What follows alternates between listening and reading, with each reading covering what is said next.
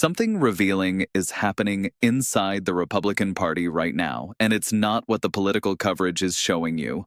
While media focuses on approval ratings and polling numbers, the real story is unfolding in congressional hallways and on cable news programs where Republican senators are doing something they haven't done in years. They're criticizing Trump administration officials by name, on camera, without hedging. This isn't about policy disagreements or messaging disputes.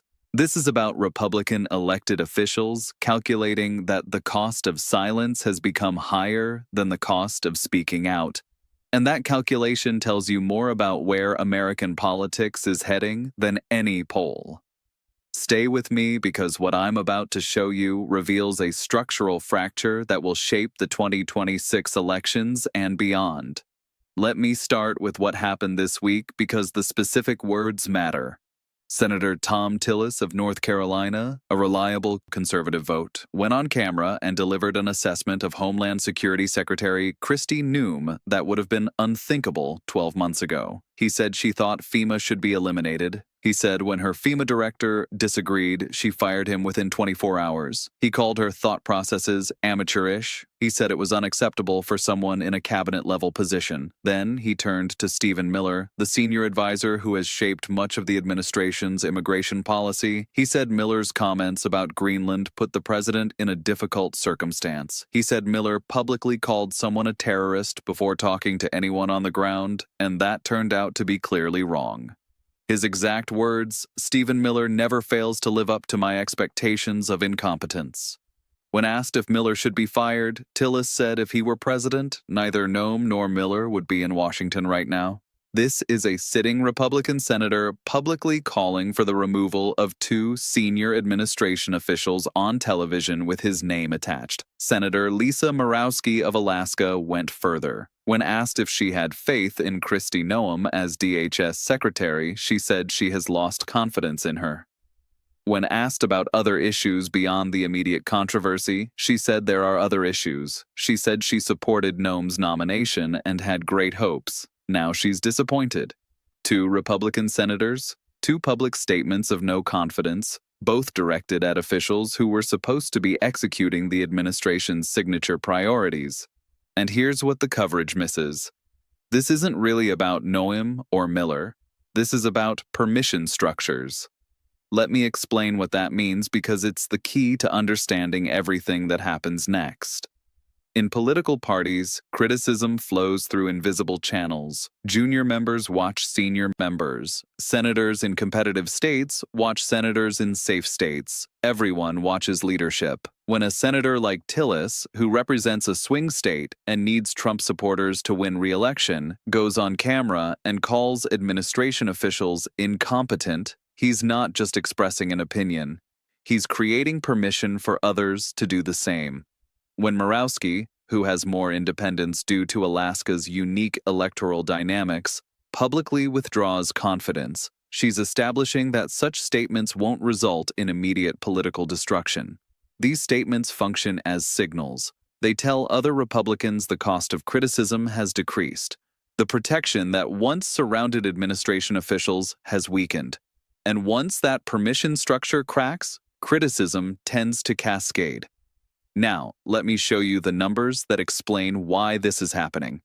Now, the administration's approval rating has reached negative 38 points in recent polling. That means 38% more Americans disapprove than approve. For context, that's among the worst ratings recorded for any modern president at this point in a term. But raw approval numbers don't drive senator behavior. Electoral math does. In 2026, Republicans are defending Senate seats in states Biden won in 2020. They're defending seats in states with significant suburban populations that have shown volatility on Trump-related candidates.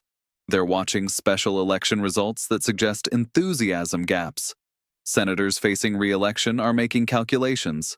Is attachment to this administration an asset or a liability in my specific state? Are the voters I need to win independence who might be alienated by administration controversies? Can I create enough distance to survive without creating so much distance that I lose primary support? Tillis and Mauski aren't speaking randomly. They're speaking because their calculations have shifted. The political cost of loyalty now exceeds the political cost of criticism for their specific electoral situations. And when that calculation shifts for some senators, it begins shifting for others. This is what party fractures look like in their early stages, not dramatic breaks or formal schisms. Quiet recalculations that accumulate until the structure changes.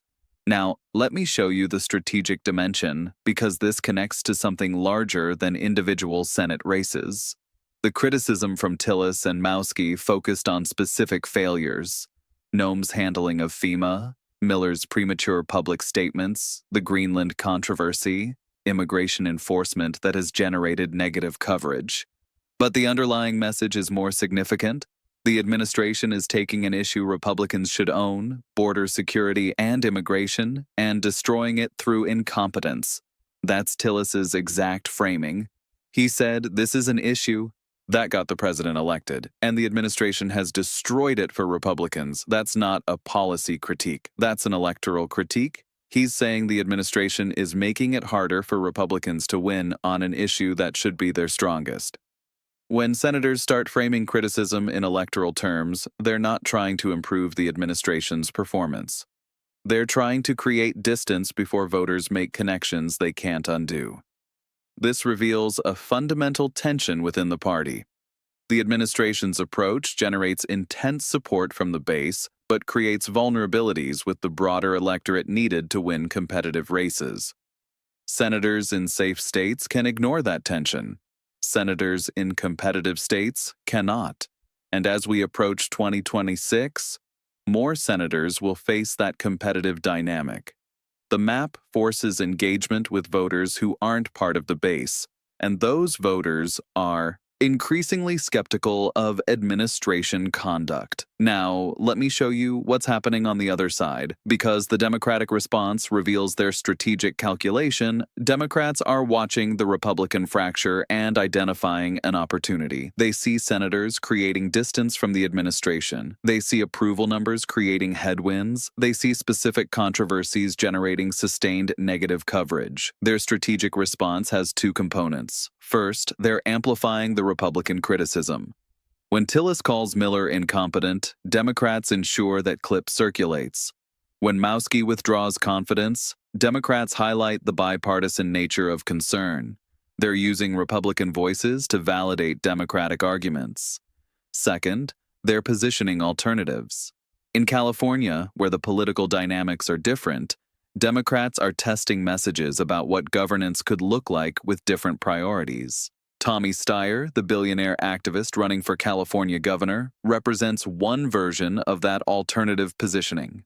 His campaign focuses on tax restructuring, housing affordability, and utility reform.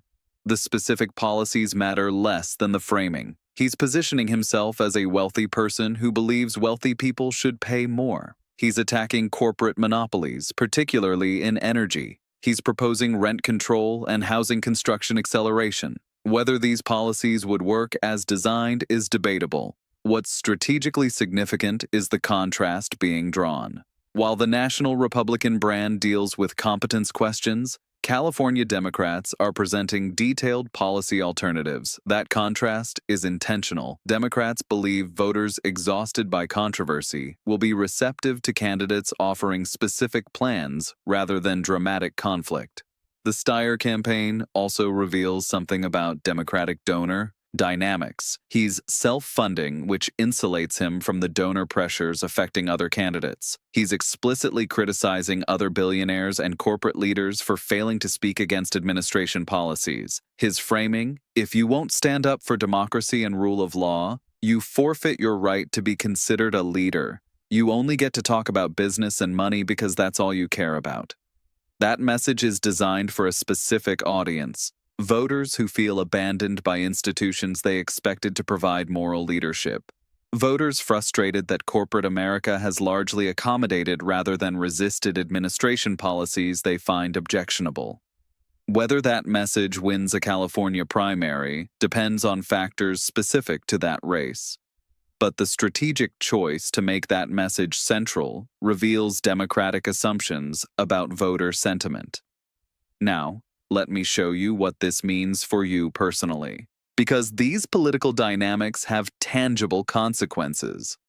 The competence questions being raised by Republican senators aren't abstract governance concerns.